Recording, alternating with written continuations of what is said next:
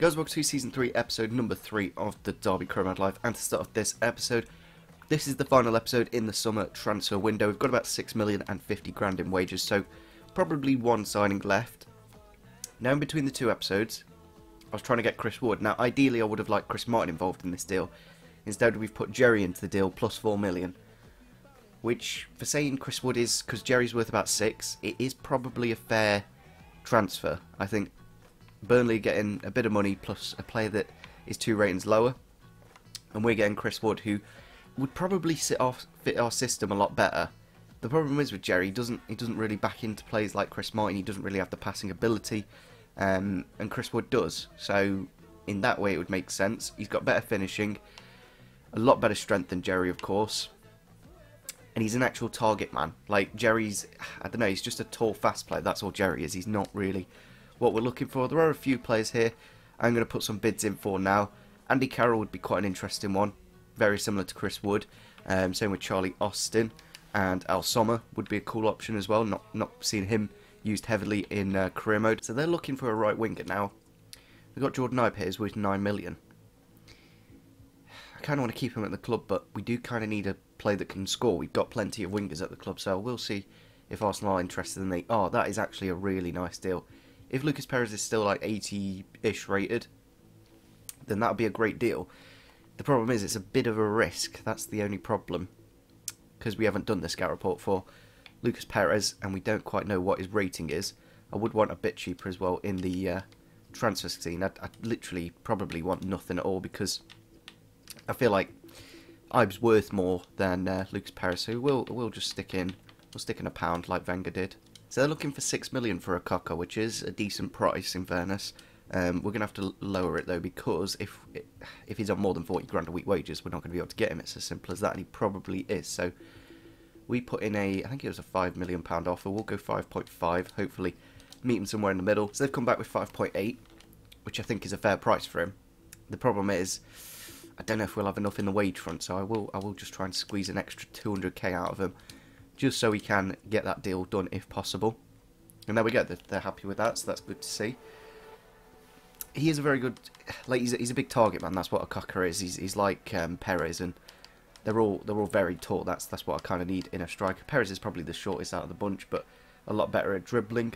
But yeah, he's got that backed into play. He's Chris Martin-esque. So the problem is I don't know what his wage is. But what we'll do is, because we've got like 50 grand plus the 400k in signing on bonus, we'll stick that into it and see if they're interested. So there you go. Yeah, it's looking. We do need to count it. If we can get rid of that goal bonus, it may. Well, it's still not affordable, that's for sure. I don't know how we're going to be able to pull this one off. So they were wanting like nearly 80, and now it's gone all the way down to 46. So, and even if you, yeah, it's just not going to work, is it? Let's be honest. So we've got the two deals here for Lucas Perez and Chris Wood.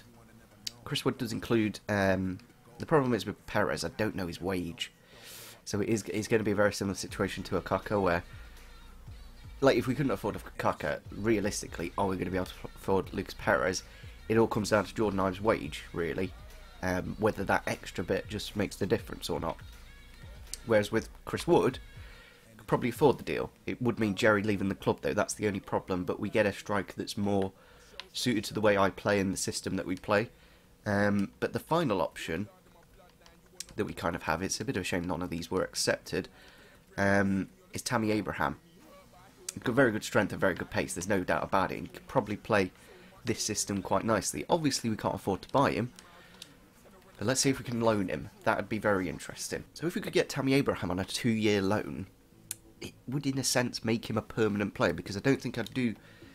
I'm debating whether we do 4 or 5 seasons in this series, and if we bring him on a 2-year, by the end of that loan, we'll probably have the money to buy a proper striker, and they're happy with that. Now it's down to Tammy whether they obviously want to bring him in. Ideally, I want to save as much as we can, because in theory we could make another signing. Plus, we do need to sort out some player contracts, so doing a loan probably would be the best thing to do. I want to save as much as I can though. Do I do really cheeky and go 40-60? Chelsea are obviously a very rich club. I'll go 45-55, see if they meet us in the middle. Don't mind going 50-50 because that's probably the fair thing to do. And yeah, 50-50. So we'll go with that. I'm more than happy to pay 47 grand wages. That's what our current highest player is. Now it's all down to Tammy Abraham. And obviously, if Tammy Abraham doesn't work out, maybe we go on a 1 year. Maybe that's an option. If we go on a 1 year loan, he might be more inclined to join. On a 2 year, it's a bit more of a commitment. So there we go. The loan for Tammy Abraham has been accepted, which is absolutely incredible. Not many people may have not done this as well in Cremo, because obviously he starts at Swansea. You will have to get into the second season to be able to bring him in. And there we go. We've got a cracking signing there, in my opinion. 86 strength, yeah, 86 pace, and really good stats. There's no doubt about it. 6'3" as well. The only problem is our next game is against Chelsea, so just because of the parent loan deal, I'm not going to be playing against Chelsea in the next game because it's a bit of a shame the game can't do that for us. It does mean we do save Jordan Ibe. It means Jerry stays at the club as well, because the problem is if we brought in Chris Wood for Jerry, we'd still very much have the same problem. Bringing in Tammy Abraham is probably the best thing we can do. We will be putting Jeff Hendrick, I think, in the lineup for the next game against Chelsea. And, yeah, we'll probably go for something like this going into the future. Really like Ciceretti on the right-hand side in the last couple of games. I think he won us the penalty in the City game that unfortunately we couldn't put away, but he was very important to that win. He's got very good passing ability, very good pace, and he can do a job on that wing. I'm just trying to think what else we need, because we do actually have a bit of money now. But I think what we'll do with that money is sort out player contracts, because there's players such as Kera, Lowe and Bennett, very young players that are worth quite a bit to me. Definitely don't want to let them go on a free, so I will sort them out now. I think there's no point in getting, maybe we panic buy somebody and then we don't have the money to sort out somebody's contract. So I will sort out Kera's, because he's obviously a very important player in the first team, of course. Players leaving on international duty. Seems to be a lot more than last time. Matai Vidra going to Czech Republic, Sesuan Cambo to Sweden, Hendrick to Ireland, Lawrence to Wales, and Palmer Brown to the United States. And I still don't know what to do with international management. I feel like it depends on when the job comes around and what kind of team comes for me, because if it is a decent team, I kind of want to give the Euros a go, because it's a nice little fun thing. I don't actually need to include it for you guys. I could just play it off my own back. But we are about to go into the game against Chelsea. I did just see a transfer go through that caught my eye. I don't know if it will show it back up, or maybe I'll have to go over to the transfer page. So let me just quickly have a look, because it was something you don't expect. So there it is. Seamus Coleman going to Bournemouth. He's had a really weird career. He started at Everton, went to Leicester, now he's at Bournemouth. So just looking at the business we've done then in this window, because I think we're pretty much done. Tammy Abraham, Sportiello and Adams, the marquee signings, plus Miller going out on loan to Birmingham. Also, you have to consider we brought in Emerson and Hendrick, so I'm quite happy with what we've done. All in all, we've improved in every single area. I think a striker was a big area we needed to look at, and Tammy Abraham is a fantastic signing. He's not going to be able to play this next game against Chelsea.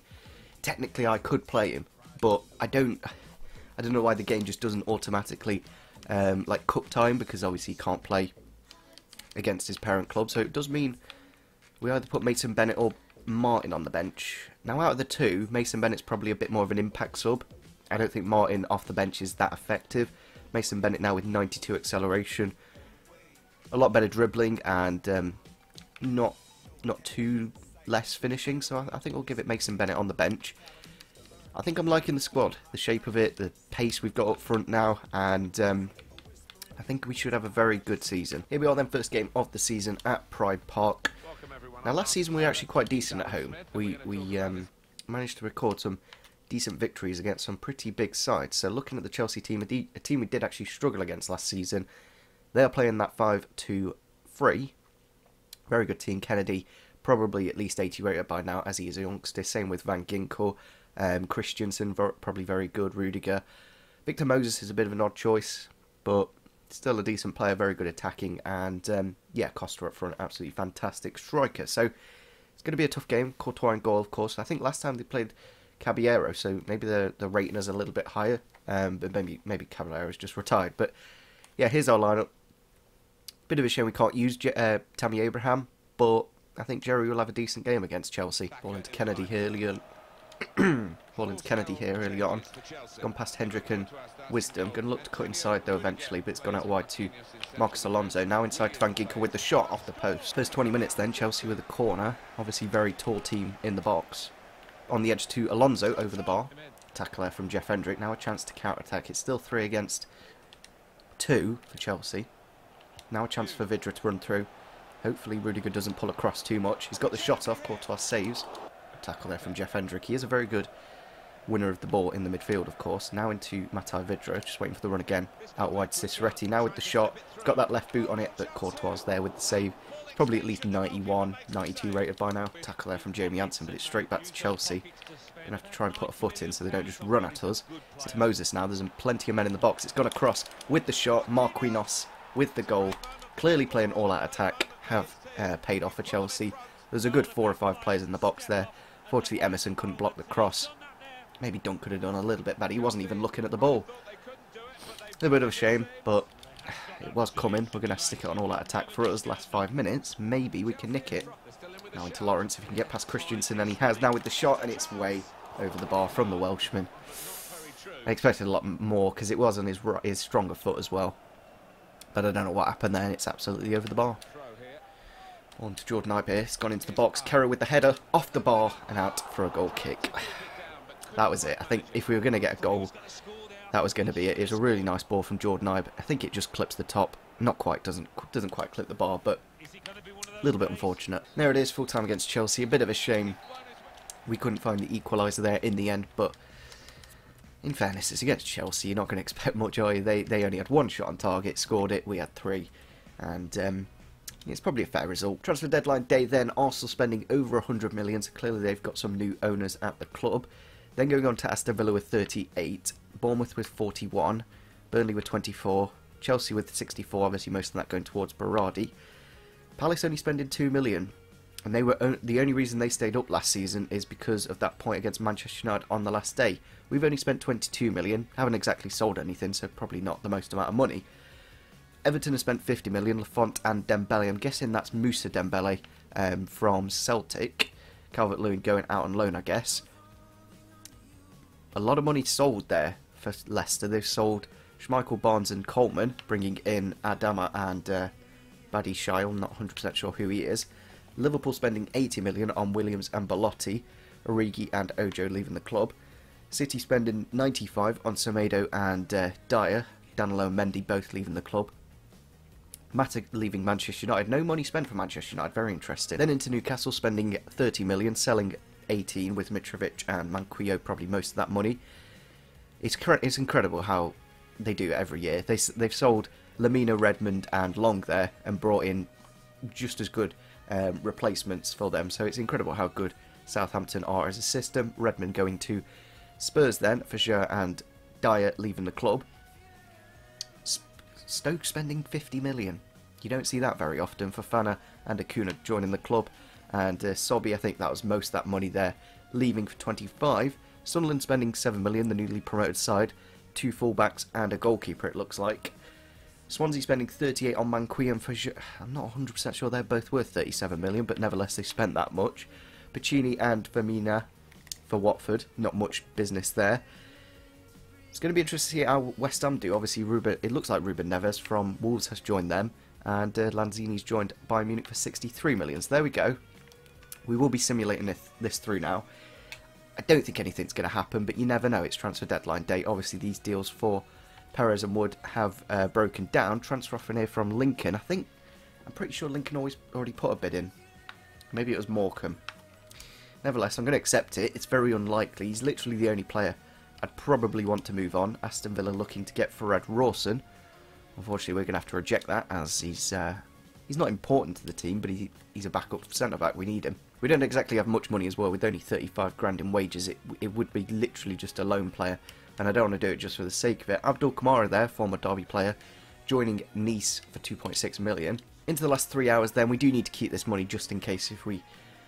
we need to sort out Mason Bennett's contract. It's as simple as that. We do have a transfer offer in the final hour for Matai Vidra, which we are going to be rejecting, as I rate him a lot higher than the game actually values him. He's the top goal scorer at the club, and they've only valued him at 3.5 mil. little bit strange. After scoring 10 goals in the Premier League, you'd expect to have at least a 10 million value, but obviously it's all down to rating, as they don't actually concentrate to the actual football. So we are finishing deadline day here then. I'm very happy with the business we did, all in all. I'm pretty happy with how things have gone. Obviously, we've not had the easiest starts to the transfer window. There was a late offer there for George Thorne. Was that just come in? It might have just... Yeah, it's just come in on the new month. So, again, I don't really want to get rid of George Thorne. He's a very good player when he's needed. At the moment, obviously, with Hughes and Hendrick, not so needed. But maybe if I go to a 4-3-3 and get the old three back together, that would be a great option. So it is the international break now. If we are going to get an international job, it will need to be pretty soon. One option I do actually have, if I do want to properly get it done, is just buy it, basically. I could buy international management offer, so let me know if I should do that in the comments down below. I'm not 100% sure. I'm guessing it's a good team. So, start of the next season. I don't know if it will give it me now or it will give it me next season. I kind of want it now, so I'm kind of tempted to buy it right now, but I'll get your guys' feedback whether I should do that or not. Player returns from injury, Che Adams, that's good to see. He only missed a couple of games in the end. Bid here for Kellen Gordon then from Barnet this time. Again, I'll accept it, but it's very unlikely it's going to go through. International management offer here from Chile then. A bit more of an established club. Now the problem is, they probably don't have it. I don't think there's a tournament in 2012, so we'll have to wait till 2022 for anything to really happen with this. And by that point, I've probably finished the save. So it's more down to a European club, but that's the kind of level I want. I want like a Chile level team. I don't know what's an equivalent in Europe, but a team with some very good players. But then some weaker areas, of course. So I think we're going to end off the episode here. We have had a bit of player growth, so I will finish it off by showing you guys what's happened. Abraham going to an 80 already. He's got 88 pace now. Very good to see indeed.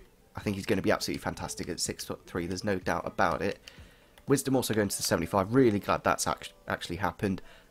Just psychologically, it makes him look a lot better than he is, even though I really like him. But you guys may seem, oh, he's really low in the defence. Make sure you get a new right back. He's actually really good, so don't really need to do that. Other than that, just having a quick look. Mason Bennett going to a 72. Not 100% sure where he's actually grown in, but I will do a squad hub report every now and then, of course.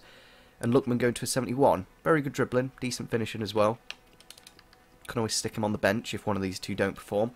But yeah, I think I'm pretty happy with the transfer window. I think we brought in, how many? So we've got 1, 2, 3, 4, 5. 5 signings. I think that's a fair amount. And five signings that have actually improved the team. They've not just bulked it out. They've actually made our squad look a lot better than it is. So we've got a good 80 rated now. There's only really Vidra and Kera and Wisdom, of course, that are below the 80-ish rated. So those players as well, like Kera's going to go to an 80 pretty soon. Wisdom, I'm more than happy with. He's only a right back.